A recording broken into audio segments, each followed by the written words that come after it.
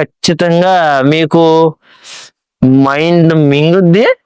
Hi friends and families, welcome to cinema పిచ్చోడి channel. Don't forget to like and subscribe.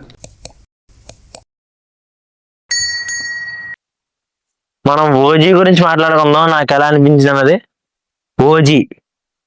ఓజెస్ Gambheera, they call him OG. ఏమన్నా అనుకోండి, first మన సినిమాలో ఏదన్నా మంచి ఎలిమెంట్ ఉందంటే అండి అది డైరెక్షన్, మ్యూజిక్ అండి. మన తమనన్న గారు చెప్పారు కదా, మేసం తిప్పి ఇదే నా రివ్యూ అన్నారు చూసారండి. నిజంగా ఆయన చెప్పినట్టే సినిమా అలాగే ఉందండి. బొమ్మ బ్లాక్ బస్టర్. ఆ బ్లాక్ బస్టర్ నుంచి ఓట్స్ ఉంటాయి అంటే ఉన్నాయి. దాని గురించి ఇప్పుడు మాట్లాడుకుందాం ఇంకొంచెం డెప్త్ గా. ఫస్ట్ డైరెక్షన్ అండి. అభిమాని ఎలా చూపించాలనుకున్నాడో, అతను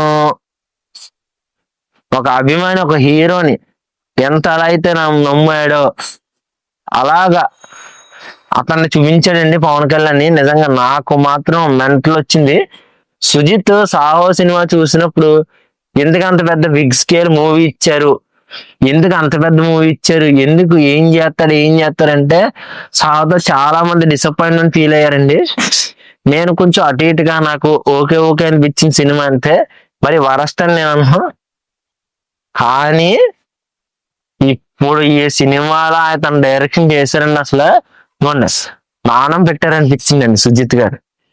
ఎందుకు నేను ఇంత అలా చెప్తున్నానంటే ఈ సినిమా గురించి, ఆయన ఒక్కొక్క సీను రాసుకున్న విధానం చూస్తే ప్రీవియస్ మూవీ గుర్తురాదండి. నేను చెప్తున్నాను, ఆయన ఏ మూవీ తీశారు కొత్త డైరెక్టర్ అన్నట్టు ఉంది. ఎందుకంటే అంత కొత్తగా ఎలివేషన్స్ ఉన్నాయి, అంత కొత్తగా సీన్స్ ఉన్నాయి. మనం పవన్ కళ్యాణ్ గారిని వింటేజ్ లుక్ లో చూస్తాం. మనం ఆయన వింటేజ్ లో ఆయన అవ్వటం, ఆయన చేసిన యాక్షన్ ఇదంతా మనం 10 సంవత్సరాల పైనుంచి మనం చూడట్లేదు. ఏదో కొంచెం అడపాదడపా క్యారెక్టర్ లైఫ్ లో చేస్తున్నారు.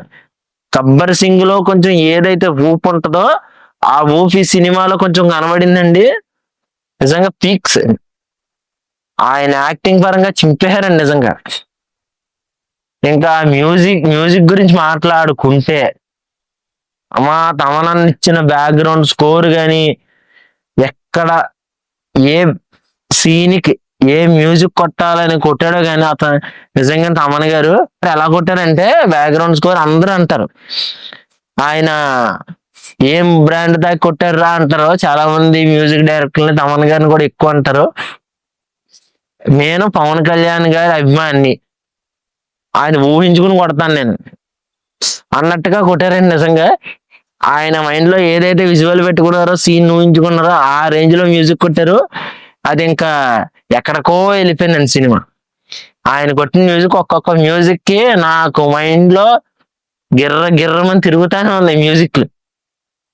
ఆయన ఇంకో స్టేట్మెంట్ కూడా చెప్పాడు, ఒకరు 4-5 సినిమాలు కొట్టారు, దాన్ని మ్యూజిక్ నే రిపీటెడ్ గా అందరూ వింటున్నారు, అదే హైలైట్స్ మ్యూజిక్ అవుతుంది అనుకుంటే నేను ఓజీ కొట్టిన మ్యూజిక్ మీరు అందరూ ఆ మ్యూజిక్ మర్చిపోతారు, నా ట్రాన్స్ లోనే ఉంటారు అన్నారు. ఆయన నిజంగా ఇంకొక 2-3 ఏళ్ళు పైనే ఖచ్చితంగా అదే ట్రాన్స్ లో ఉంటాను అనుకుంటున్నాను నేను. నాకైతే ఖచ్చితంగా నేను మాత్రం చాలా బాగా నచ్చిందండి. చాలా అంటే నేను ఇంకా విపరీతంగా నచ్చింది నాకు సినిమా అయితే. నేను ఇంకెక్కడ ఇది బాగాలేదని చెప్పడానికి లేదు. కానీ నా పర్సనల్ గా నాకు ఒకే ఒకటి నచ్చలేదండి. అదేంటంటే ఆయన చిన్నప్పుడు కటాన్ నేర్చుకున్న విధానాన్ని సినిమాలో చూపించలేదు. అది ఒక్కటే నేను డిసప్పాయింట్ అయ్యానండి. మిగతాదంతా నాకు చాలా బాగా నచ్చింది. అది నా పర్సనల్ ఒపీనియన్, నాకు నచ్చలేదు అన్నది. మీరు ఎవరన్నా ఈ సినిమాని ఇప్పుడు చూస్తుంటే కింద ఖచ్చితంగా కామెంట్ సెక్షన్ లో చెప్పండి మీకు ఎలా అనిపించింది ఏంటనేది. నేనైతే ఖచ్చితంగా థియేటర్కి వెళ్ళండి, థియేటర్ లో చూడండి. మా సంభవం ఓర్రోతులు ఊగిపోతారు. ఖచ్చితంగా మీరు కూర్చున్న కుర్చీల్లోంచి లెగుస్తానే ఉంటారు ప్రతి ఒక్క సీన్ కి. ఆ రేంజ్ లో ఉంది. మీరు ఖచ్చితంగా ఎంజాయ్ చేస్తారు సినిమాని. పవన్ కళ్యాణ్ వింటేజ్ లుక్ లో చూస్తారు, మీరు ఆ మ్యూజిక్ ని కూడా ఎంజాయ్ చేస్తారు. ఇంకా మీరు సినిమా నుంచి బయటకు వచ్చినప్పుడు ఒకటే బ్లాక్ బస్టర్ అనకపోతే మీ ఊహ అది అర్థమవుతుంది. మీకు 2 సర్ప్రైజులు ఉన్నాయి సినిమా చూసినప్పుడు. ఆ సర్ప్రైజులు అనేది నేను చెప్తే స్పాయిలర్ అవుతుందిగా చెప్పట్లేదు. మీరు ఆ సర్ప్రైజులు మీరు విన్న తర్వాత ఖచ్చితంగా మీకు మైండ్ మింగుద్ది, బయటకు వస్తారు, మీకు అర్థం అవుద్ది. ఖచ్చితంగా సినిమా చూడండి. ఇక్కడ దాకా మీరు వీడియో చూసారంటే మీకు నచ్చిందని నేను అనుకుంటున్నాను. మరో వీడియోతో ముందుకు వస్తాను.